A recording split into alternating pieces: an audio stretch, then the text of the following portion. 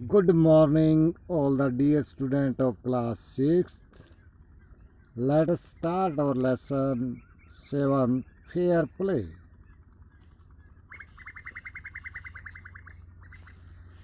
न्याय का खेल.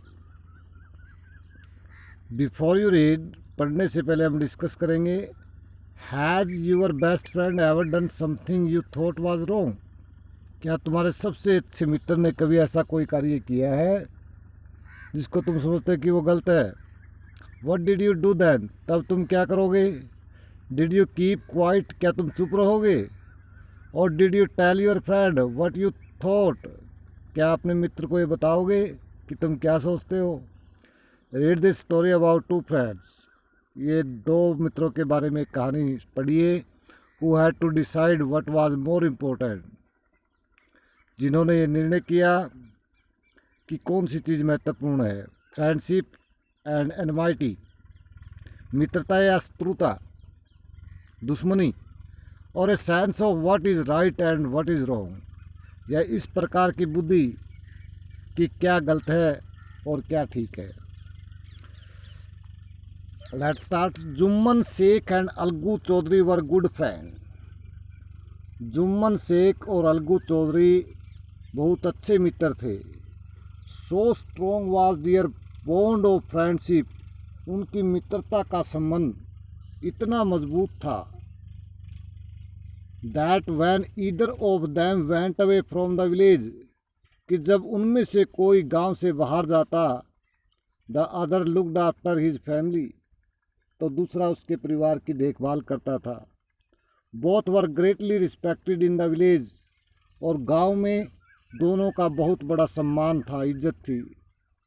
Jumman had an old aunt who had sum property. Jumman की एक बूढ़ी मौसी थी. हु हैड सम प्रॉपर्टी, जिसकी के पास कुछ संपत्ति थी. इस संपत्ति को सी ट्रांसफर टू हिम, उसने उसे दे दिया, उसको हस्तांतरित कर दिया. हस्तांतरित मतलब मालिकाना हक जुम्मन का कर दिया. ऑन अंडरस्टैंडिंग, यह समझकर दैट कि she would stay with him, कि वह उसके साथ रहेगी.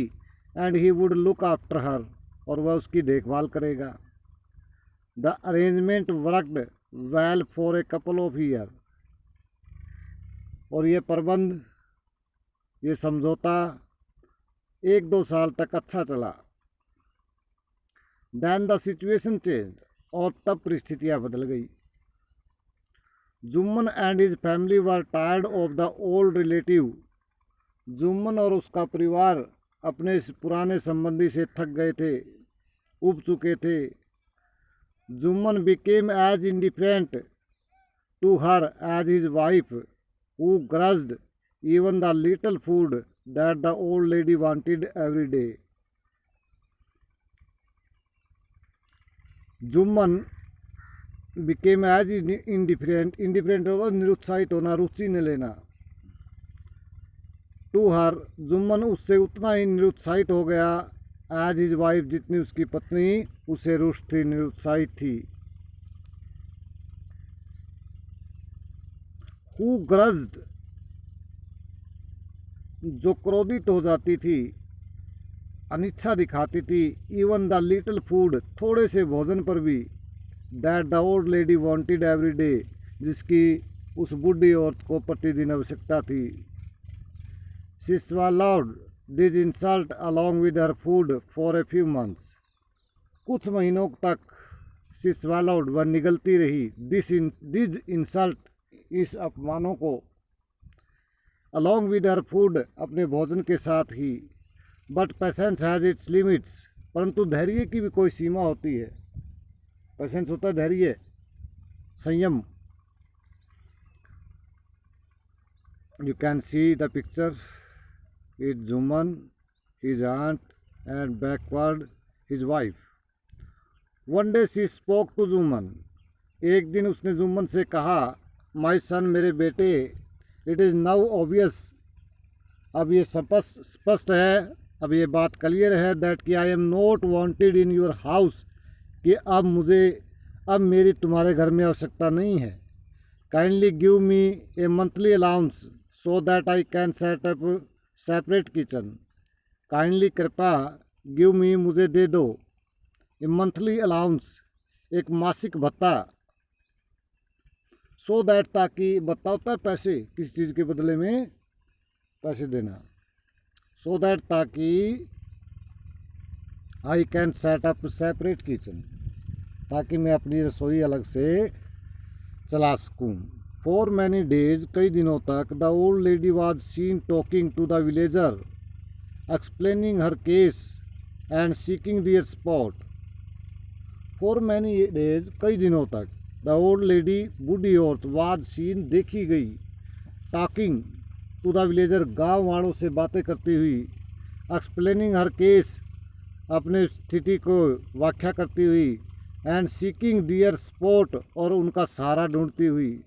सम सिंपेथाइज विद हर, कुछ लोगों ने उसके साथ सहानुभूति दिखाई, अदर लाफ्ड एट हर, और दूसरे कुछ उस पर हंसे, and a few others advise her, और कुछ लोगों ने उसे सलाह दी, to make it up with her nephew and his wife.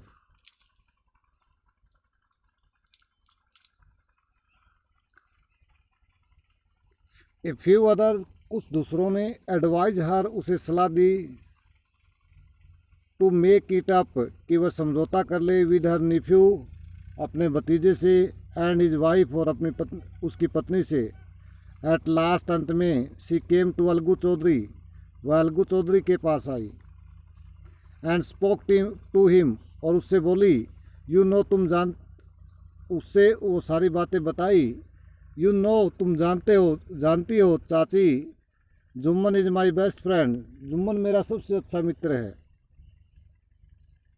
How can I go against him, मैं उसके खिलाफ कैसे जा सकता हूँ। अलगू सैड, अलगू ने कहा, बट इज इट राइट माई सन, परंतु ये ठीक है मेरे बेटे, टू कीप मम, चुप रहो, एंड नोट से what you considered just and fair, और वो बात मत कहना जो सही और न्यायोचित है। प्लीडिड द ओल्ड लेडी, बूढ़ी औरत ने प्रार्थना की। Come to the panchayat and speak the truth, panchayat में आ जाना और सच बोलना। शी सैड, उसने कहा। Algu did not reply, Algu ने उत्तर नहीं दिया, but her words kept ringing in his year, परंतु उसके शब्द उसके कानों में गूंज रहे थे। The panchayat was held the same evening under an old बनियान ट्रीज, पंचायत वाज हेल्ड, रखी गई, द सेम इवनिंग, उसी शाम को, अंडर एन ओल्ड बनियान ट्रीज, पुराने बरगद के पेड़ के नीचे।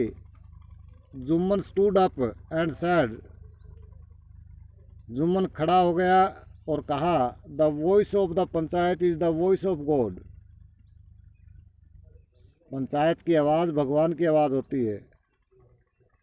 Late me aunt nominate the head panch, अब चाची को सरपंच को चुनने दो। नॉमिनेट होता नामकरण करना, नाम रखना, देखिए वो किसका नाम रखेगी हेड पंच के रूप में, मुखिया के रूप में। I will abide by her decision, मैं उसके निर्णय से सहमत हूँगा। The panch knows neither friend nor enemy, panch न तो दुश्मन को जानते हैं और न मित्रता को। व्हाट डू यू से टू अलगू चौधरी, अलगू चौधरी के बारे में तुम क्या कहते हो। द ओल्ड लेडी अनाउंस्ड, बूढ़ी औरत ने घोषणा कर दी। फाइन, बहुत अच्छा, replied Jumman, hiding his joy over this unexpected piece of luck. बहुत बढ़िया, जुम्मन ने उत्तर दिया। हाइडिंग हिज जॉय, अपनी खुशी को छुपाते हुए, over this unexpected piece of luck, भाग्य के इस अप्रत्याशित भाग्य पर, अप्रत्याशित जिसकी उम्मीद भी नहीं थी, जिसकी हमें उम्मीद भी ना हो उसको बोलते हैं अनएक्सपेक्टेड, जिसकी एक्सपेक्ट भी ना हो, उम्मीद ना हो। Chachi you are aware of my friendship with Jumman, said Algu. Algu ने कहा, चाची तुम मेरी और जुम्मन की मित्रता से परिचित हो। I know that, replied the aunt. चाची ने उत्तर दिया, मैं जानती हूँ।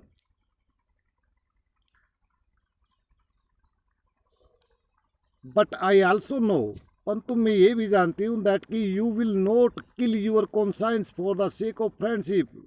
परंतु मैं ये भी जानती हूँ कि तुम मित्रता के कारण अपनी आत्मा को नहीं मारोगे। कॉन्साइंस होते आत्मा, सोल, मन की आवाज़। God lives in the heart of the panch. भगवान पंचों के हृदय में रहता है, पंचों के दिलों में रहता है। And the old lady explain her case. और बूढ़ी औरत ने अपने सारे मुकदमे को, अपने सारे मामले को व्याख्या की, बताया। जुम्मन, सैड अलगू। जुम्मन, अलगू ने कहा, you and I are old friend. तुम और मैं पुराने मित्र हैं। Your aunt is as dear to me as you. और तुम्हारी मौसी मुझे उतनी ही प्रिय है जितनी तुम्हें। नव आई एम ए पंच। और अब मैं एक पंच हूँ। You and your aunt are equal before me.